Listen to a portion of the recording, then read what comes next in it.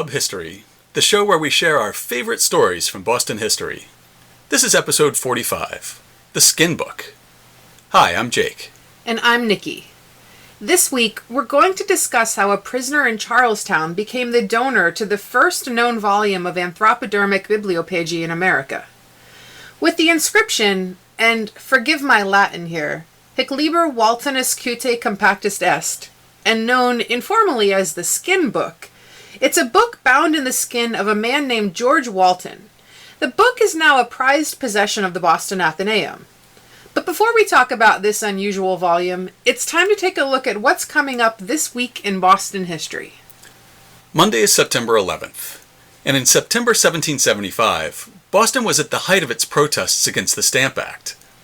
After the stamp tax collector Andrew Oliver had been hanged in effigy, after days of protest had turned into nights of riots, and after the mob had destroyed Lieutenant Governor Thomas Hutchinson's house, a ship arrived in the harbor carrying a literal boatload of stamped paper, and a new tax collector bound for New Hampshire.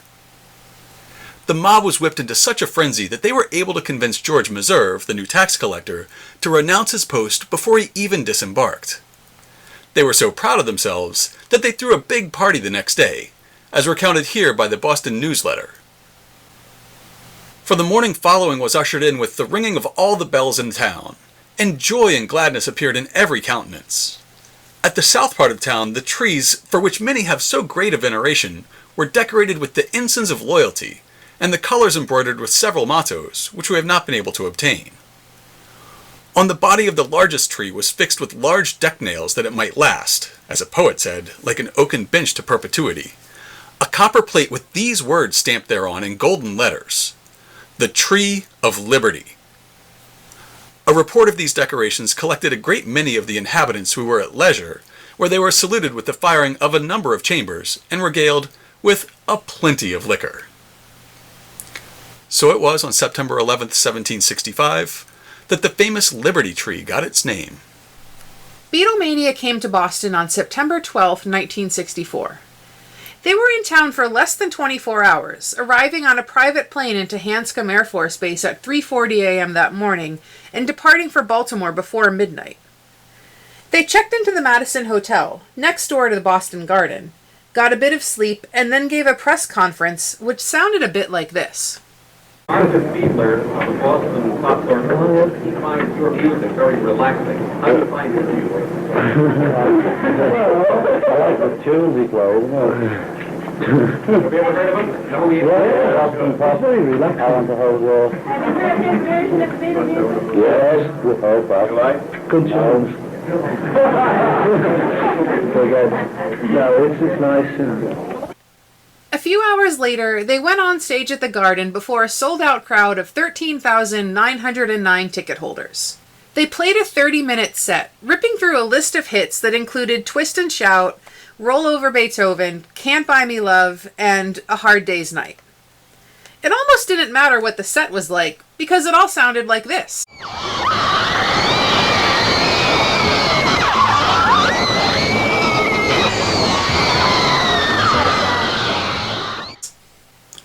Wednesday is September 13th, and on September 13th, 1757, Boston saw a human take flight for the first time. Well, kind of. The day before, a notice appeared in the Boston Gazette saying, "This is to give notice to all gentlemen and ladies that John Childs has flown off of most of the highest steeples in Old England, and off of the monument by the Duke of Cumberland's desire, and does intend this day and 2 days following to fly off of Dr. Cutler's church, where he hopes to give full satisfaction to all spectators." Dr. Cutler's church refers to Christ Church, which we know better as Old North. On the 13th, Childs flew gracefully from the steeple of Old North to the ground. It went so well that he did it 2 more times on the 14th. The next day's Boston Newsletter recounted the feat. Tuesday in the afternoon, John Childs, who had given public notice of his intention to fly from the steeple of Dr. Cutler's church, performed it to the satisfaction of a great number of spectators, and yesterday in the afternoon he again performed it twice. The last time he set off with 2 pistols loaded, one of which he discharged in his descent. The other missing fire he cocked and snapped again before he reached the place prepared to receive him. It is supposed from the steeple to the place where the rope was fixed was about 700 feet upon a slope, and that he was about 16 or 18 seconds performing it each time. As these performances led many people from their business, he is forbid from flying any more in the town. So how did he do it? Local historian J.L. Bell explains how the feat worked. The important technical information is his rope was fixed about 700 feet upon a slope. The steeple of Old North is 190 feet tall, so even if the rope were tied to the tippy top, it must have formed a fairly gentle slope to the ground, far from the vertical. Furthermore, despite the newspaper's clear interest in the speed and angle of Child's descent, its printers didn't describe him as flying with any apparatus. Finally, to fire off 2 pistols during a second descent, Childs had to have both hands free. A rope flyer started by stretching a long, strong rope from a steeple or other tall structure down to the ground on a slant. Then, after making as big a deal of the event as he could, he went up to the tower, waved to the assembled crowd, and then slid down his rope head first, arms and legs on either side of the cord. To protect his torso, he wore a board with a groove cut vertically down its center. His dangling limbs helped him keep his center of mass close to or even below the rope, so he didn't fall off. And at the bottom, Samuel Breck's memoir of growing up in Boston adds the detail, recalled by his mother, that Childs landed on a stack of feather mattresses. Mystery solved. It may not sound like much, but a rope flyer must have been quite an impressive sight almost 3 decades before humans took flight in balloons. If you've never been out to see Boston Light on Little Brewster Island in Boston Harbor, put it on your to-do list. It's one of our most highly recommended scenic and historic sites in Boston, and it's celebrating its 301st anniversary on September 14th. The provincial government authorized a lighthouse for Boston Harbor in the summer of 1715, and it was ready to light by the following year. On September 14th, 1716, it was lit for the first time. At the time, that meant lighting tallow candles that were slightly magnified by rudimentary glass lenses. Less than 2 months later, the first lighthouse keeper drowned, along with his wife, daughter, a friend, and an enslaved man, as they returned from another island in a small boat. Ben Franklin wrote a poem about the incident called The Lighthouse Tragedy. Unfortunately, no copies of the poem remain, but he seems to have been successful in selling them on the streets of Boston for a few shillings. The second keeper also drowned. Then, during the Siege of Boston in 1775 and 76, the Continentals burned the lighthouse twice, and the British blew it up. The light station was rebuilt in 1783, and that tower now greets ships that enter Boston Harbor with an electric lamp, magnified by a 7th-order Fresnel lens. Today, it's the oldest light station in the country, and the only one that hasn't been automated. When you visit, take the time to meet the 70th keeper of Boston Light, Sally Snowman, and be sure to climb to the top of the lighthouse to see the amazing Fresnel lens and to take in a breathtaking view of Boston Harbor and the skyline. Friday is September 15th. Following the seizure of John Hancock's sloop Liberty on charges of smuggling in 1768, there were protests, riots, and unrest in Boston. After communicating with Royal Governor Bernard, Crown officials decided to send 2 regiments of troops from Ireland to occupy Boston and prevent further resistance. Writing about that period in his 1856 History of the City, Samuel Gardner Drake recounted, "On the 15th of September the town met again, and apparently many expected a collision would soon take place, for a request was made that the inhabitants should provide themselves with firearms that they may be prepared in case of sudden danger. It was voted that application be made to the ministers to appoint a fast on the following Tuesday, but these proceedings give a very faint idea of the consternation which now pervaded the town. The officers thought they had ample reasons for believing that, when the troops arrived, a desperate attempt would be made to prevent their landing. They believed also that it was the determination of the Boston people to surprise the castle. However, if such propositions were talked of, and they doubtless were, they were laid aside for further consideration."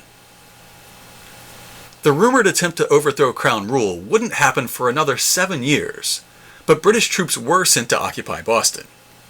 Paul Revere created a famous picture portraying the landing of the British troops at Long Wharf that October. Their presence inflamed the passions of Boston patriots, and rising friction between Bostonians and the occupying troops would ultimately lead to the Boston Massacre in 1770. On September 16, 1774, Paul Revere completed one of his less famous but no less important rides. He had ridden straight through from Boston to Philadelphia in a journey that took almost a week, and he brought a document authored by Patriot leader Joseph Warren. The Suffolk Resolves had been drafted and signed by the Patriots of Suffolk County, Boston, Dedham, and Milton, for example. It called for a boycott of all British goods, disobedience to the Massachusetts Government Bill and the Boston Port Bill, refusal to pay taxes to or even recognize the Crown government, and raising militias for defense of the colonies. The language was inflammatory, referring to the British ministry as our enemies, who operated with arbitrary will, acting as military executioners to enforce murderous law. When it was read before the First Continental Congress the next morning, the chamber exploded in applause and shouting. Over the hubbub, Joseph Galloway of Pennsylvania warned, "For Congress to countenance such a statement is tantamount to complete declaration of war."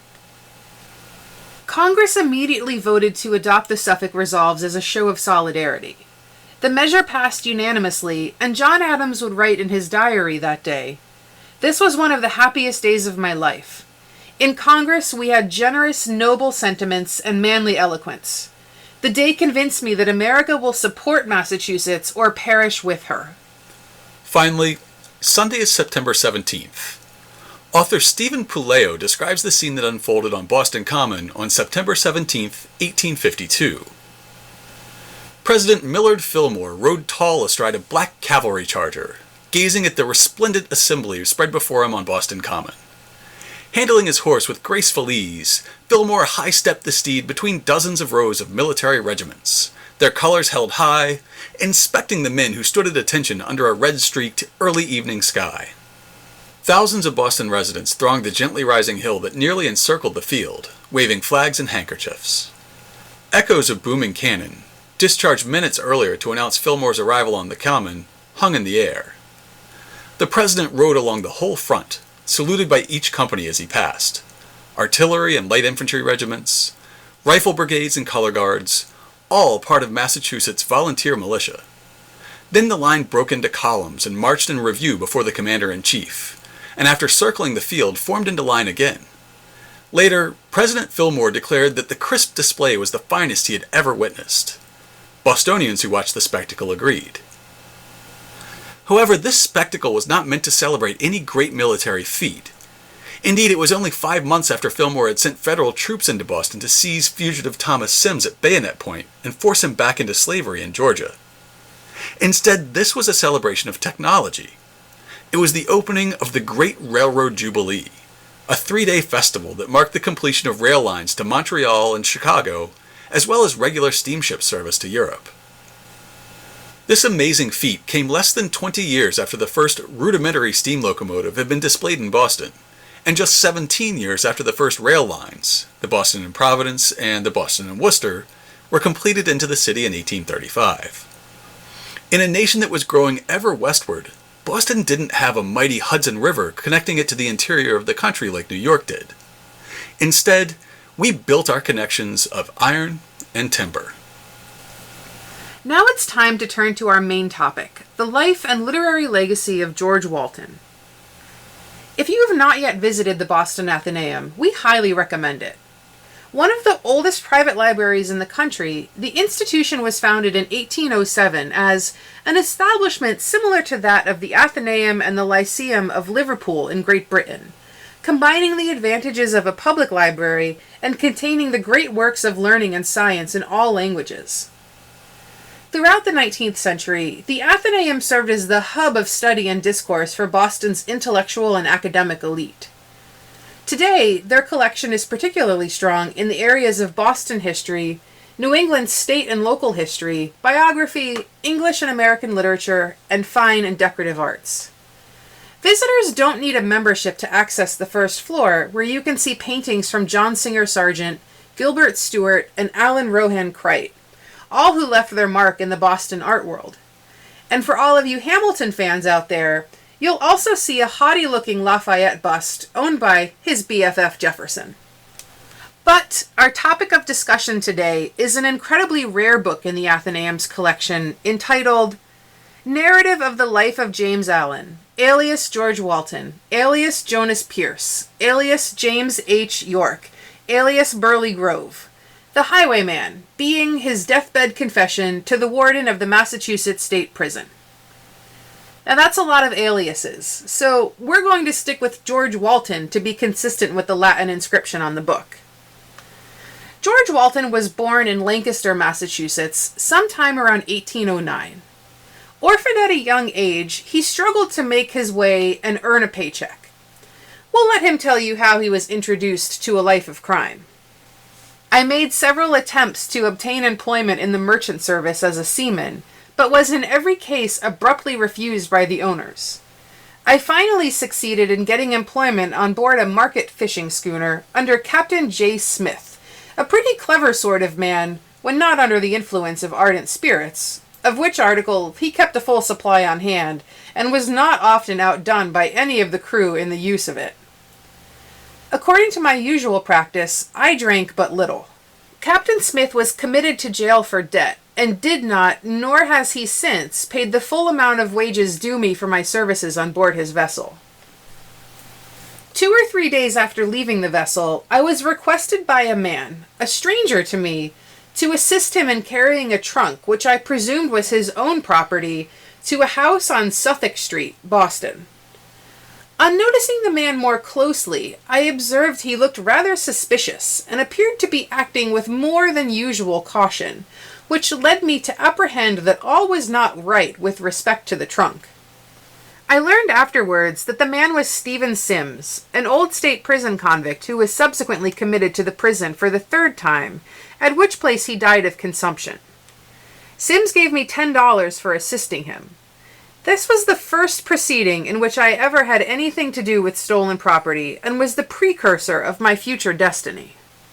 About a week after the circumstance of the trunk, Sims called at my boarding house, and in conversation remarked that he knew of an opportunity, which, if improved, would lead to securing a fortune.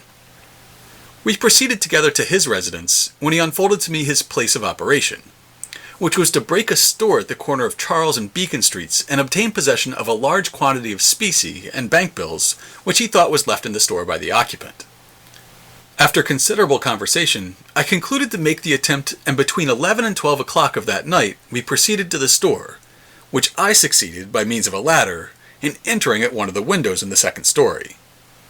Sims remained outside for the purpose of removing the ladder to prevent suspicion if anyone should happen to pass that way while I was in the store. I carried with me a small pocket lantern, and steel and tinder, etc. We presumed there was $2,000 or $3,000 in money in the store, which however we never found, if there. I broke the desk, found some silver and copper coin, and found a bag which contained $60 in silver, which, together with a box, I handed out to Sims, after which we returned to his residence. We divided the spoil, and I received $30 for my services. This was the first time in my life that I ever was concerned in breaking into a building, or was guilty of stealing property, except in a few instances of taking fruit or some such trifling thing. After a short but productive crime spree, he was caught stealing a bundle of cloth from a fishing vessel in October of 1824. At age 15, he found himself jailed for 6 months, charting the course of the rest of his life. As he tells it, "In a short time, jail scenes and the society of the depraved and vicious became familiar, and I lost, in a good degree, the tender feelings which influenced me on being first committed. There would be times when we would try to find honest work, but lawful employment seemed to always elude him." After his release, he found himself in Boston working with a seasoned criminal named William Ross, who would eventually be executed in Canada for robbing a priest. With William as a mentor, young George learned the ins and outs of being a highwayman, one who robs travelers.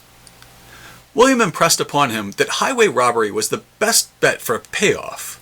Travelers almost always had something of value to be parted with. But it was also a very dangerous endeavor in which one risks his life, and harsh punishment if caught. On the need to defend his life, George reasoned, no one but a coward would take human life except in self-defense. And even if I was robbing a man, and found it necessary to kill him in order to save my own life, I should not think it wrong. It would merely be acting in self-defense. From that initial arrest in 1824 up through 1832, George was in and out of prison. His preference was to rob merchants, as they would have a full wallet from the day's sales, or, if it was a slow day, at least he'd make off with the goods he could sell himself. One fateful day, he spotted a man with a full pocketbook at market in Boston, and asked around to learn who the man was. He learned that this fellow would be heading home north through Chelsea on the Salem Turnpike. To prepare for the robbery, he rented a horse and found a spot about 1.5 miles from the Chelsea Bridge. He tied his horse along a side lane, covered the light-colored mare with his coat to keep it from being detected, and hid behind a fence. He waited about 2 hours before he recognized the man from the market approaching, driving a wagon with a male passenger. George approached the wagon, grabbed the bridle of the horse, showed his pistol, and demanded, "Your money or your life?" This is where things take an interesting turn. The second man immediately jumped down from the wagon and took off running down the lane where George's horse was tied. George approached the merchant, John Fenno, who grabbed him by the shoulders, jumped down from the wagon seat, and began grappling with him. For those of you who are fans of RuPaul's Drag Race, you can imagine Mr. Fenno saying, "Not today, Satan, not today." In the scuffle, George intends to fire a warning shot over John's shoulder.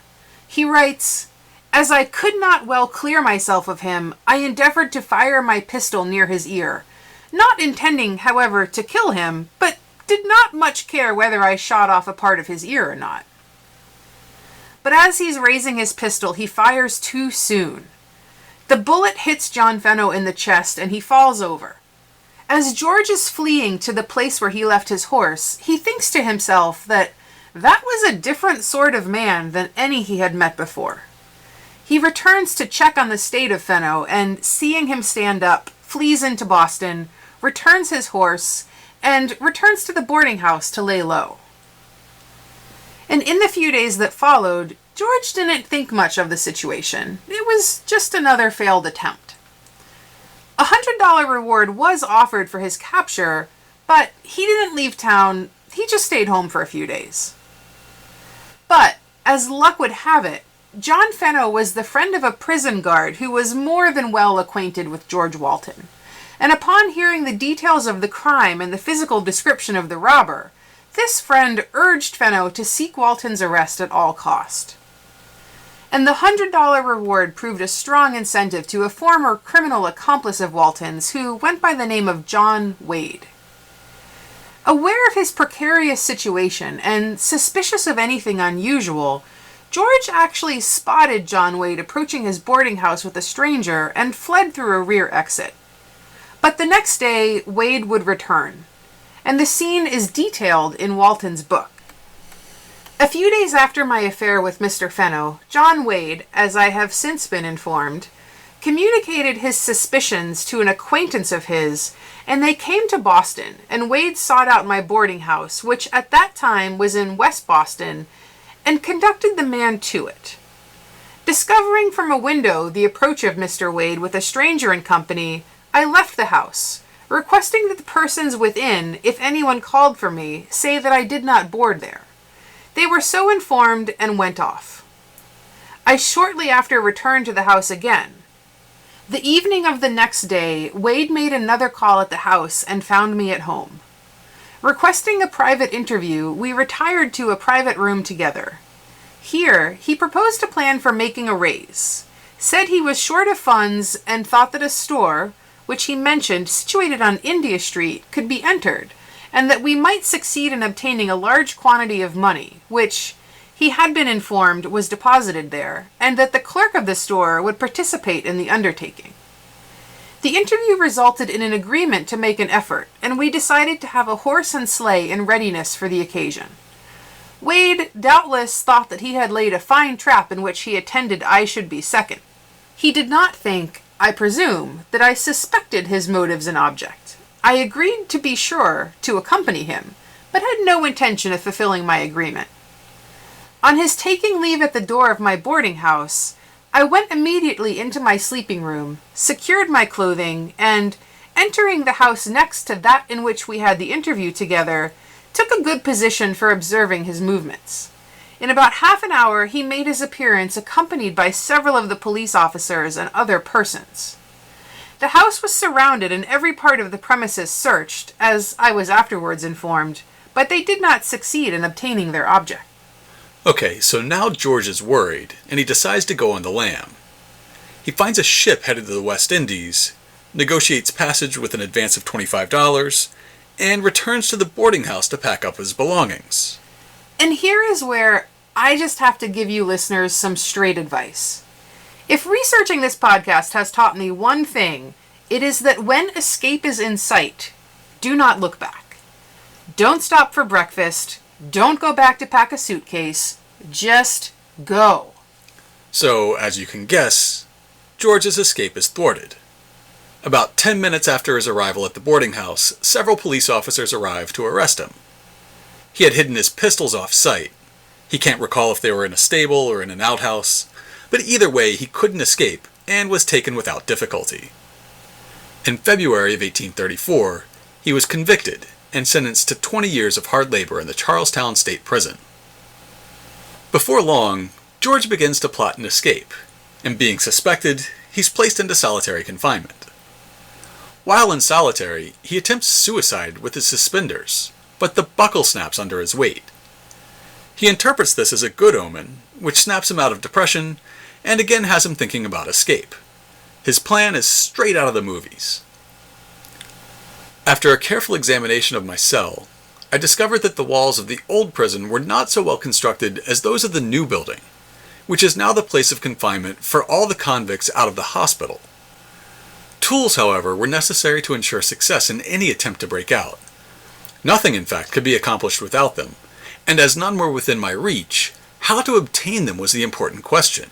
One day, while enjoying my walk in the arch for exercise, accompanied by the officer as usual, I succeeded by a rapid movement, unobserved by the officer, in disengaging from the cell door one of the fastenings, and threw it onto my hammock. Shortly after, I stepped into my cell and was locked up. The article secured was a piece of iron which, though crooked, yet was calculated to be of considerable service to me. The iron was not missed, as the door to which it belonged was seldom fastened. I found means to secure the iron in such a way as to keep it from the eye of the inspecting officer. Having made all arrangements within my power, on the night of the 13th of September 1834, I made a final effort and succeeded in moving a heavy stone, which was supposed to be well secured by irons, etc., by moving it nearly half its length into my cell, and forcing it on one side sufficiently to fill up the opening for light and air to my cell. By so doing, I had a passage for my body about 9 inches wide and 22 inches in height, the stone filling the space between the two small openings for the admission of light and air.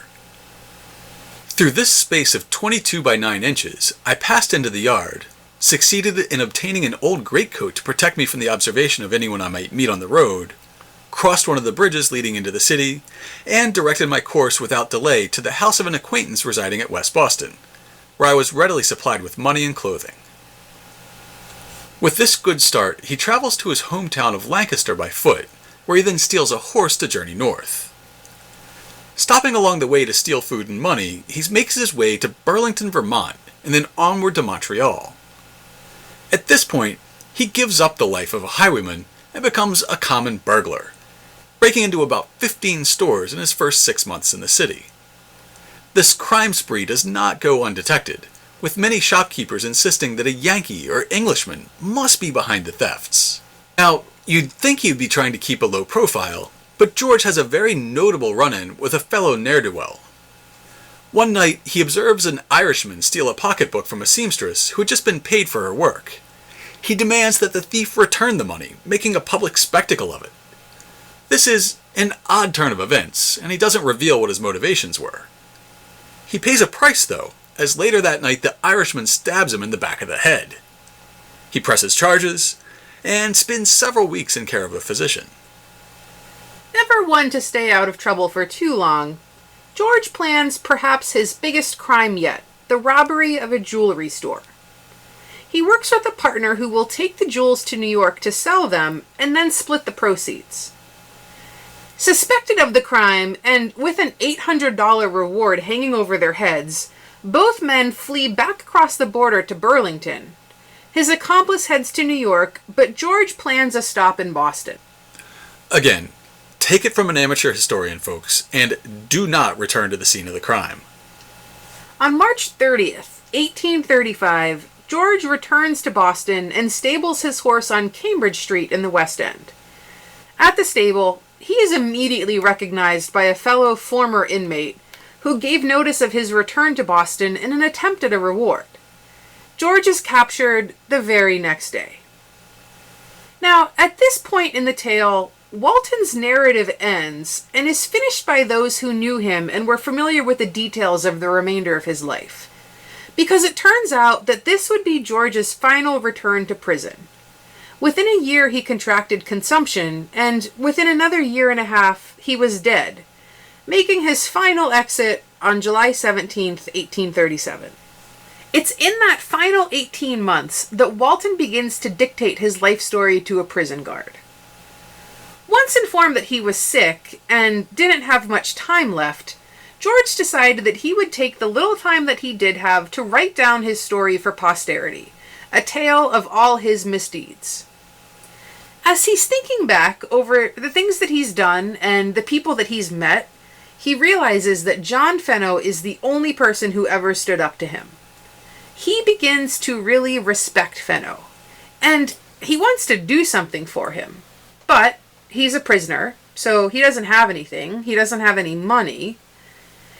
He gets the idea that this book could be bound in his own skin and given to Fenno as a token of his esteem.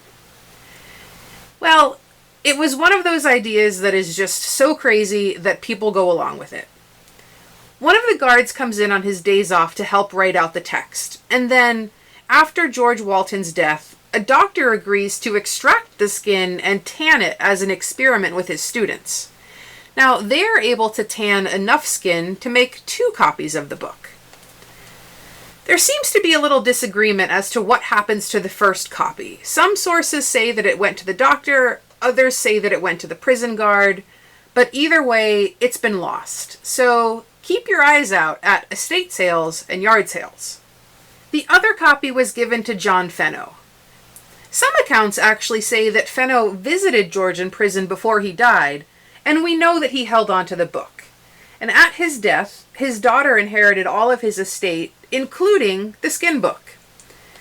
Now, this is the copy that would eventually be gifted to the Athenaeum, because, of course, it isn't really something that the average person would want around the house. For those of you who are fascinated by this tale, you can make an appointment to view the book. You don't need to be a member of the Athenaeum, you just need to call ahead. Anthropodermic bibliopegy, binding texts in human skin, isn't as rare as you might think. What makes this book so rare is that it's bound in the skin of its author. One tidbit we found interesting when researching this episode is that several known books bound in human skin come from the French Revolution, when copies of the French Constitution were bound in the skin of those who opposed the new republic. These can be seen in the Muséum Carnavalet in Paris. To learn more about George Walton and his unusual legacy, check out this week's show notes at hubhistory.com/045. We'll have a link to view a PDF of the book through the Athenaeum's website, with which you can read the text. We'll also share a BBC article detailing the histories of some other skin books, which seem to commonly come from the skin of criminals. And we'll link to the Anthropodermic Book Project, which, in their own words, endeavors to create a census for the alleged anthropodermic books of the world and test as many as possible to learn the historical truths behind the innuendo.